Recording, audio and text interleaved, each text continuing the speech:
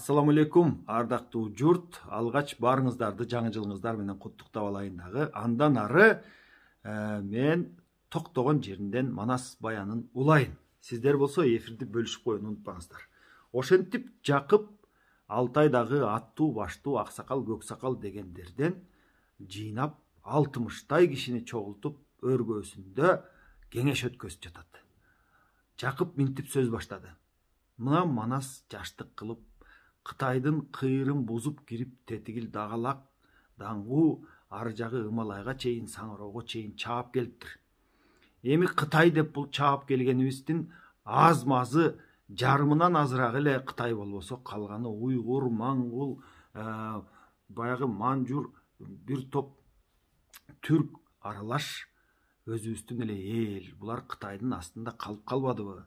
Анан ошондуктан Манаска баягы булар өтө айыгышып салгылашкан жок да. Анын үстүнө тетигил жерден дагалактан кошой агасына кошулуптур дагы экөөлөп чааптыр. Анан эми Кытай деген кайда жатат?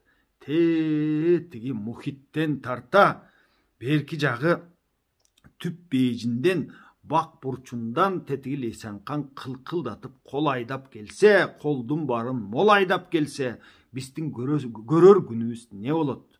Баягындай дагы катын калач кыз кыркыныбыз, бала чакабыздын баарысы таланып, тонолуп, кул болуп ушинтип шорубуз дагы катабы деп сөз чыгарып турат. Анда аксакалдардан бирөө көбү туруп, ооба деп Жакыптын сөзүн коштоп, же болбосо дейт Жакып, тетигил ата журтубуз Түркүстан менен Орто Азияга кирип, ошол жерде элге аралашып сиңип кетсекпи? Же болбосо Опол тоо жакка кетсекпи? Же болбосо тигил Анжиян Алайга барып туруп, анан ошол жерден колду мыктап чогултуп, акыбалыбызды оңдоп туруп, анан Кытай келсе бир карсылдашып көрүүгө даярдансакпы? Кандай кылсак экен?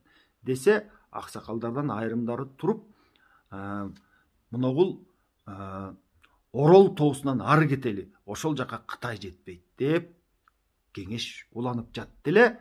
Бир убакта 6 жигит баш болуп, Манас өзү баш болуп, 6 жигити менен Жакыптын ак өргөөсүнө кирип барып, сөздүн төркүнүн, сөздүн маанисин түшүнүп, андан шашылыш түрдө өзүнүн ак өргөөсүн көздөй жөнөдү.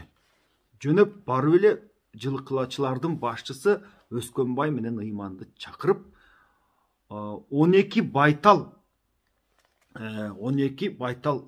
апапак болгон 12 байталды жылкыдан кармап келгиле деп туруп, жер очогун кастырып, конок камын көрүүгө буйрук берди.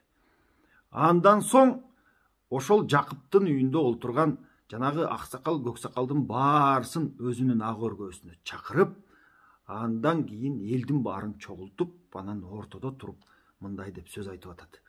Эми абалар, аксакалдар, мынтип тетигил жака ооп кетсекпи, же тетигил жака көчүп кетсекпи, же Кытай келип эртең чаап алабы деп жөн жерден баягындай жүрөгү өйкөө болгонуңар бекер кеп, бул акылсыздыгыраак сөз. Ошондуктан мени уксаңар деп алардын көңүлүн өзүнө буруп минтип айтып турат. Эми Кудайдын чекеге жазганын көрөбүз да. Жазуудан артык жан өлбөс дейт. Кудай ушул чекеге жазбаса, кайсы жан өлөт? Тактыда жатып кан өлбөс дейт, эгер чекесине жазбаса дейт да. Мына сиздер ушул дүйнөдө тирүү калган кимди көрдүңүздөр? Кара да өлдү, хан өлдү дейт. Кара дегени караламан эл да өлүп атат, хандар деле өлүп атат дейт. Канча түркүн жан өлдү, бекер да өлдү, бек өлдү, мен кыйынмын деп өлдү дейт. Мен кыйынмын деп жүргөн бектер деле өлүп кетип атат. Мына кече силер мен чеге бала жанымда 8 жашар чагымда тетиги Баянчор деген калмак, манжуу калмактын белиндеги оттук ташын балта чоту менен кошуп чечип алганда, ошондо ушул Манас бирдемени көрөт, ушул Манас ошентип жүрүп өлөт деп силер мени ошол 8 жашымда эле өлөт деп ойлодуңар эле. Бирөөдөн бирдемени көрөт деп ойлодуңар эле. андан кийин тетигил калмактар менен Манчжуриядан келген калмактар менен бир топтор менен кагылышып, ошолор менен Кызыл Жайан болуп жүргөндө анда дагы айттыңар эле, ушул Манас бир күнү бирөөдөн бир нерсе болуп өлөт, о дүйнө бетин көрөт деп айттыңар эле. Ой чекеме ошол өлөт деген жазылбаптыр. Кудайга шүгүр, мына ал эмес кечеги барып, мынакей Кытайдын кыйрын бузуп кирип барып, тетигил Гималайга чейин чаап келдим. Койнумда менин тетиги Кайыптаңдын кызы кара бөрк жатат керек болсо бүгүн деп тетигилерге, аксакалдарга ушундай кеп чыгарып баштады. Ой, мына 80 күндүк жол экен. Кыйрыбыз эми Кытай менен ушул чектешип калыптыр. Мени бул нерсе түйшөлтпөйт дейт. Тетиги терс суудагы Текес ханды Кудай уруптур.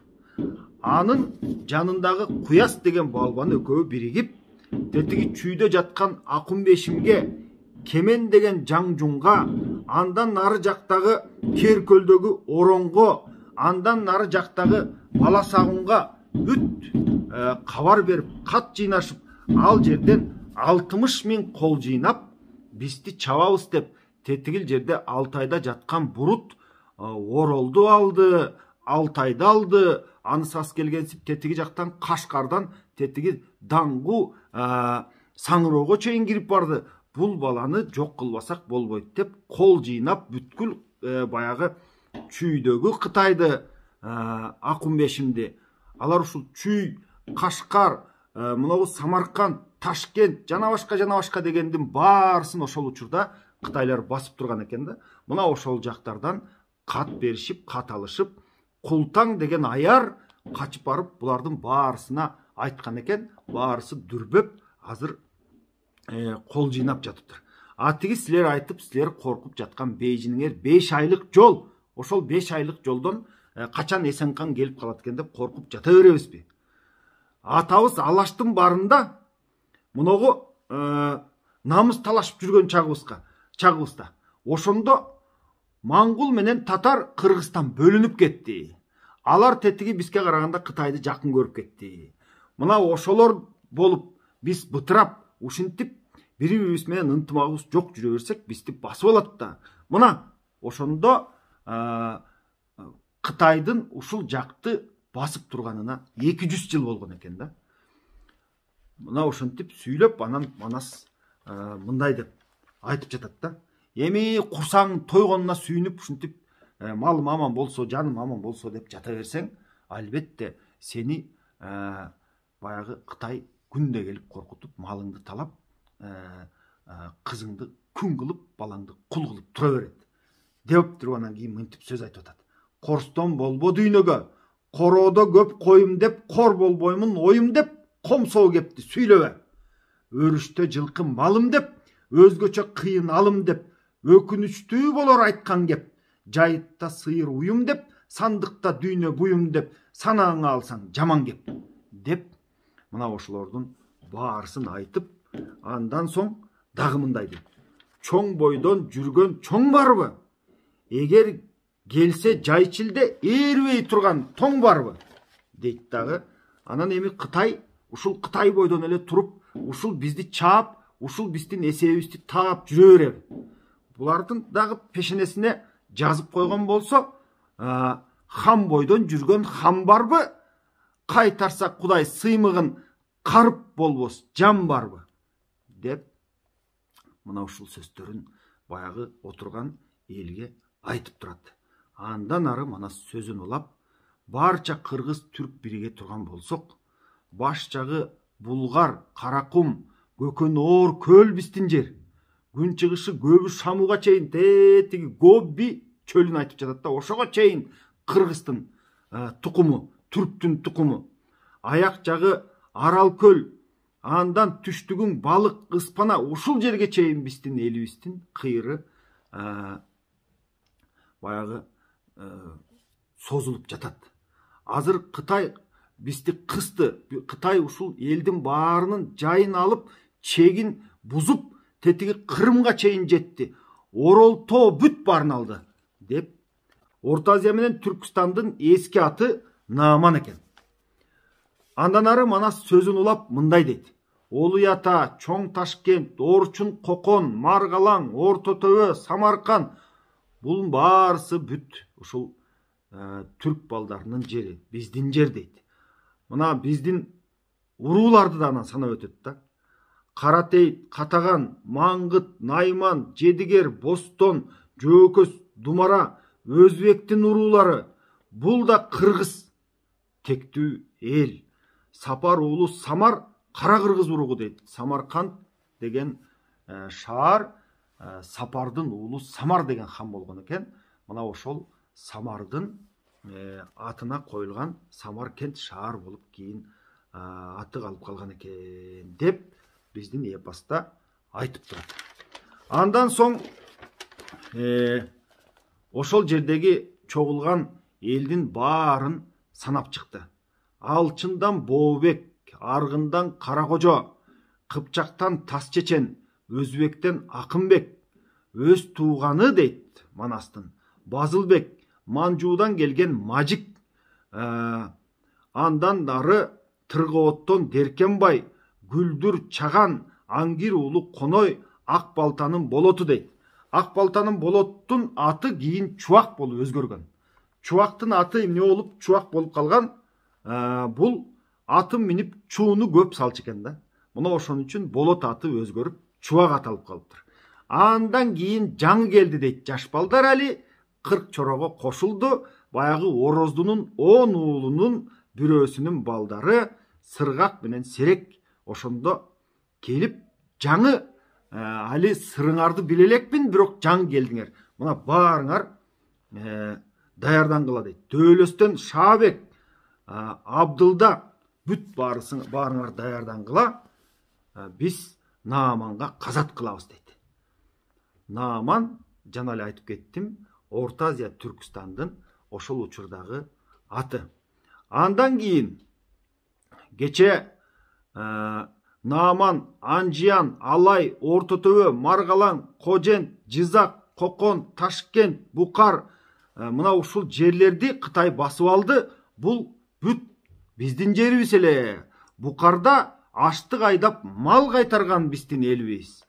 Орол, Арал-Көл, Ак Жайык, Эдил, Жайык, эки суу дейт. Эдил, Жайык деген эки суу дагы бул биздин жерибиз.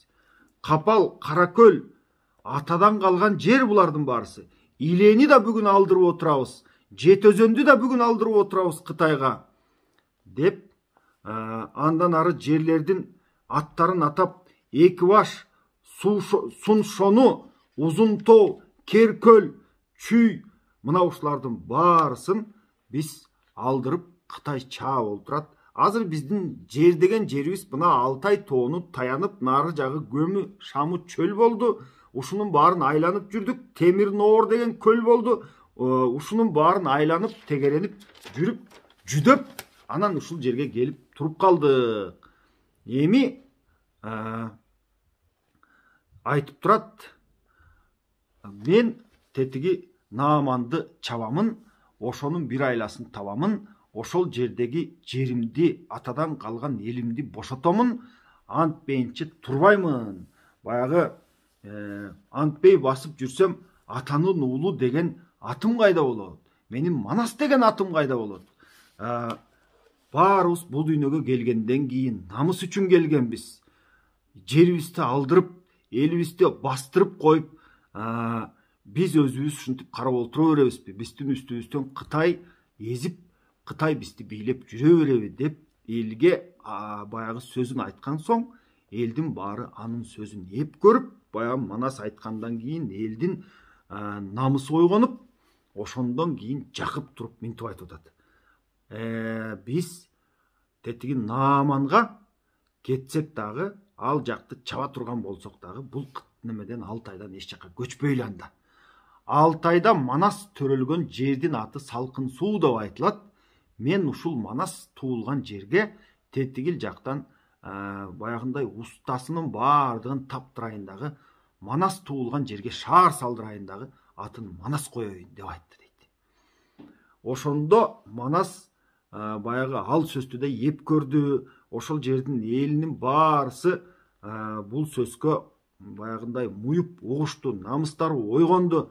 Андан кийин Манас буларга кеп айтып жатат. Эми туугандар дейт. Мен барбай кантип калайын? Атагы нааман улук жер Анжиян менен алайдыр. Аркы жагы Самаркан, арманда болуп чыктык деп ата журтум самаган. Орто төбө Маргалаң, Орчун Кожент жызагы, ойлонсом Кокон улуу шаар, ойдо Ташкент тоосу бар. Абалында түркү улу өскөн жери ушулар. Аяк жагы Букарды, аштык айдап мал багып, абадан жыргал жерибиз, атадан уккан кебибиз деп мына ушинтип Манас айтып элди үндөдү дагы. Андан кийин эми баарыңар чогулуп келгиле. Силерге мынча убакыт. Анан баарыңар чогулуп келгенден кийин биз колду жыйнап, андан кийин ушул Нааманга, тети Орто Азияга, Анжиян, Түркстанды көздөй кол менен баралы деп тетигил Абдылда менен Чубакты элди чогултууга, колду жыйноого тапшырма берди. Ошондо Абдылда менен Чубак элге кабар айтып кетти. Тетигил чаап алган жери наркы Саңыроо, баягы Ороңго катындын, падыша катындын жери мына ошого чейин, ошол жерге койгон Агыдай деген баатыры, Агыдай деген баягы төлгөчүсү 6000 аскер менен 2 айдан кийин келип калды дейт. Андан ары баягы Кошой чаап алган жерден Мунаркан 60.000 колу менен келди. Карагышка Бурчак деген кишини хан кылып койгон. Карагышты билесиздер. Ал жерди дагы Манас өткөндө барып чаап алган болчу. Ал жерден Бурчак 40.000 аскер менен келди. Бегиш Көйүш деген бая чаап алган эли азыр Манаска карап, Манастын хандыгына моюн сунуп, алар 7000ден аскер алып келди. Дагалактан, Даңгуудан Манастын кайнатасы, баягы Карабөрктүн атасы Кайыптан 100.000 аскер менен келди. Ошондон бери жактагы баягы төлгөчү Төлөк деген баланы дагы ошол бир жерине эл башкартып койду эле. Мына ошол баатыр 40.000 аскер менен чогулушту. Айдаркан, казактардын Айдарканы, кыргыз бүт баарысы биригип, Кыпчак жана башка кыргыздын уруулары биригип 600.000 аскер топтолуп, баягы Жакып Ногойдун кызыл туусун желбиретип, ага саба кызыл туу айгайлаган ызы чуу болуп, булар даярданып Нааманга, Орто Азия, Түркстанга казат кылууга аттанып калышты. Эми калган кепти Кудай буйрса эртең улап берем туугандар. Эртең көрүшкөнчө аман туруңуздар.